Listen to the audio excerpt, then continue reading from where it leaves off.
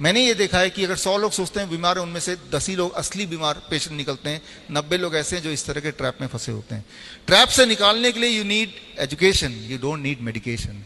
Short में बताना चाहूंगा, 250 का एक आंकड़ा दिमाग में फिट कर लीजिए। अगर आपका सिस्टोलिक और डायस्टोलिक ब्लड प्रेशर दोनों को जोड़ लीजिए ऊपर नीचे, अगर 250 से नीचे नीचे है तो नॉर्मल रेंज में ही है।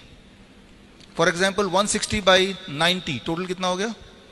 250। जो अगर डायबिटीज में खाना खाने के दो घंटे बाद 250 mg/dL से नीचे अगर ब्लड शुगर है तो नॉर्मल है। अच्छा, ये मेरे आंकड़े नहीं है, मेरे आंकड़े नहीं है, ये ACP गाइडलाइन 2018, जिसमें सारे रिपोर्ट इकट्ठे करके दुनिया भर के तब वो आंकड़े आए। हालांकि वो आंकड़े आप तक नहीं पहुंचे, वो अलग बात है। अगर वो गाइडलाइन आपको चाहिए तो ई बुक पढ़ सकते हैं। ये एक ई बुक है, ये एक ई बुक है। इसमें पूरे दुनिया भर के जो एविडेंसेस हैं, जो गाइडलाइन के एसोसिएशंस हैं, वो जो बोल रही है वही मैंने लिख के दिया है। आप जो सुन रहे हैं वो मेडिकल साइंस नहीं, वो मेडिकल इंडस्ट्री की बात सुन रहे हैं जहां पे कोई एविडेंस नहीं है। मैं सिर्फ इतना बोल रहा हूं कि मैं जो एविडेंस है वो आप तक पहुंचा रहा हूं। उसको लेके कितना इस्तेमाल करना है वो आपके ऊपर है। कोलेस्ट्रॉल में टोटल कोलेस्ट्रॉल अगर 250 से नीचे है तो सब ठीक है, 250 से अगर ऊपर है सिर्फ इतना कीजिए कि कोलेस्ट्रॉल खाना बंद कर दीजिए। कैसे पता चलेगा किस खाने में कोलेस्ट्रॉल है? जो खाना जानवरों से आती है वही कोलेस्ट्रॉल होता है उसमें, जैसे अंडा, मछली, मीट या दूध से बना हुआ कोई भी चीज। सिंपल है। भगवान ने प्लांट को, पौधों को कोलेस्ट्रॉल बनाने की ताकत दी नहीं है। काजू पौधे से आता है या जानवर से आता है? पौधे से आता है, तो जीरो कोलेस्ट्रॉल। कैसे पता चलेगा कोलेस्ट्रॉल है कि नहीं? Just ask from where it is coming, that's all, right. तो ऐसा नहीं बोल रहा हूं कोलेस्ट्रॉल कोई दुश्मन है, लेकिन ऐसा बोल रहा हूं कि एक तरह का कोलेस्ट्रॉल जो बॉडी बनाती है और एक तरह का जो आप खाते हैं। बॉडी उतना ही बनाएगी जितना बॉडी को चाहिए। जो आप खाएंगे दैट बिकम्स एन एक्सेस। जो आप खाएंगे उसी को तो कम करना है, राइट। तो अब देखिए, ये डॉक्टर रिचर्ड स्मिथ, दुनिया का सबसे बड़ा medical journal, British medical journal, पूरे ग्रुप के चीफ एडिटर रह चुके हैं 25 साल। 2016 में यूनिवर्सिटी ऑफ मैसूर के 100 साल पूरे हुए थे, तब चीफ गेस्ट थे, मुझे मिलने का मौका मिला। मेरा DIP डाइट पे लेक्चर था इनके लेक्चर के बाद, तो इनसे बातचीत करने का मौका मिला। इन्होंने एक डेफिनेशन दिया कि आज की तारीख में हु इज हेल्दी, ये उन्हीं का स्लाइड है। हेल्दी वही है जिसने डायग्नोस्टिक्स टेस्ट खूब सारे नहीं कराया हो। जो भी डायग्नोसिस कराएगा उसमें कुछ ना कुछ कमी मिलेगी, ये इनका कहना है, जो कि मैं मानता हूं। उन्होंने अंदर तक देखा है कि ये जो पेपर बनते हैं, रिसर्च पेपर बनते हैं, कैसे बनते हैं। 25 साल तक मेडिकल जर्नल, दुनिया का सबसे बड़े मेडिकल जर्नल के चीफ एडिटर रहने के बाद उनका ये स्लाइड है, उनका ये कहना है, उनका एक कंक्लूजन है।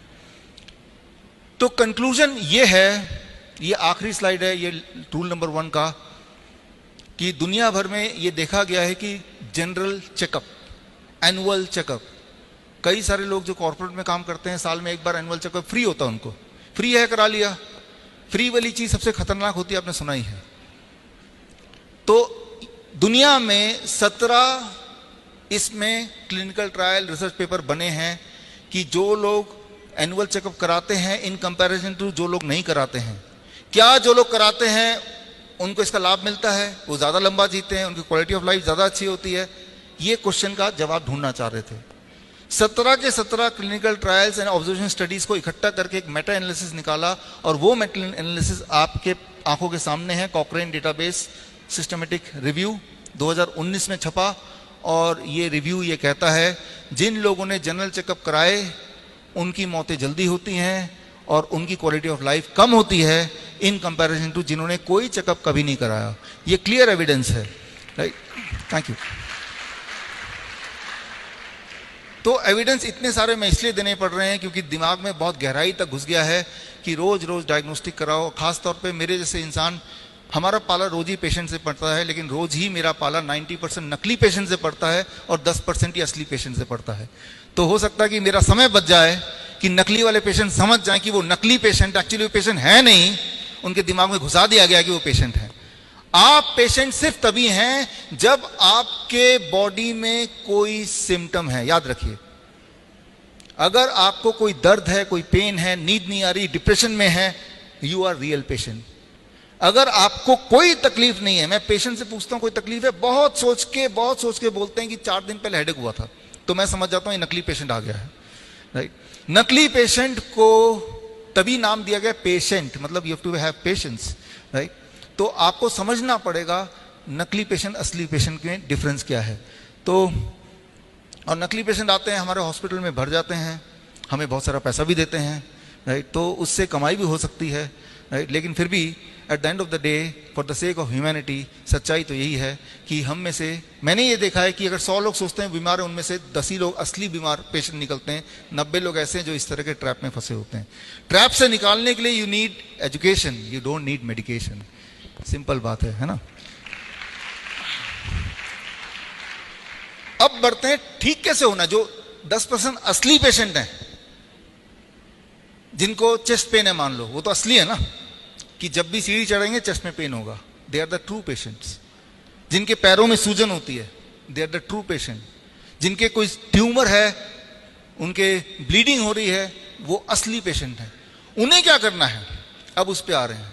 अगर आपको कोई भी दर्द है, अगर आपको ब्लीडिंग हो रही है, अगर आपको ट्यूमरस ग्रोथ है, तो हम अपने हॉस्पिटल में क्या करते हैं जो आप घर पे भी कर सकते हैं और क्या नहीं करते हैं, थोड़ा सा आगे चलते हैं समझाने के लिए, ताकि आप कंफ्यूज ना हो। हम दोबारा आते हैं द फिश मॉडल। ये एक्वेरियम है, इसका जो पानी है वो गंदा हो चुका है, फिश सारी बीमार पड़ जाएंगी। अब इसको, फिश को ठीक करने के लिए, कभी जुकाम हो गया, कभी बुखार हो गया, कभी सिर दर्द हो गया फिश के, फॉर एग्जाम्पल, हम बार बार दवाइयां दे रहे हैं और थोड़ा रिलीफ मिलता है, फिर फिश बीमार पड़ जाती है। अगर आपसे मैं पूछूं क्या करना होगा उस फिश के को ठीक करने के लिए, तो क्या जवाब है? देखिए, क्लियर कट जवाब है भाई, पानी बदलना है, फिश को नहीं वो करना है। और फिश को कितनी भी दवाई दे दें, वो कभी ठीक हो ही नहीं सकती, ये क्लियर है। प्रॉब्लम फिश के अंदर नहीं है, प्रॉब्लम सराउंडिंग्स में है। आप ये देखेंगे हमारे साथ, अगर हम फिश हैं तो ऐसा ही कुछ हो रहा है। मान लो मैं बोलता हूं कि ठीक है पानी को साफ करते हैं, तो पानी के कचरे को मैंने निकाला और उठा के एक कोने से उठाया, उस कचरे को दूसरे कोने में डाल दिया, फिर दोबारा वो पानी में घुल जाएगा, है ना। गार्बेज रीलोकेशन ज्यादातर शहरों में ऐसे ही होता है, इंदौर को छोड़ के, क्योंकि ये क्लीन सिटी है, राइट। शहर के एक छोर से कचरा उठाया, किसी दूसरे छोर में जाके लगा दिया, क्योंकि कचरा गायब कहां होगा, इट इज ओनली रीलोकेशन। स्वच्छता क्या है कि यहां स्वच्छता दिखाना, यहां से साफ निकालो कचरा, एक और जगह पहुंचा दो, चांद पे तो भेज नहीं सकते उसको। रीलोकेशन यही तो होता है ना। हमारे बॉडी के साथ भी ये होता है। एक उदाहरण ले रहा हूं, आपका ब्लड शुगर ज्यादा आता है, मान लो आप ट्रू पेशेंट हैं, ट्रू सच्ची में 300 400, जिससे आपको बहुत तकलीफ होती है, सिम्टम आते हैं, आप पेशाब करते हैं तो वहां चींटियां इकट्ठे हो जाती हैं, ठीक है ना, कमजोरी है आपको, तो आप ट्रू पेशेंट हैं।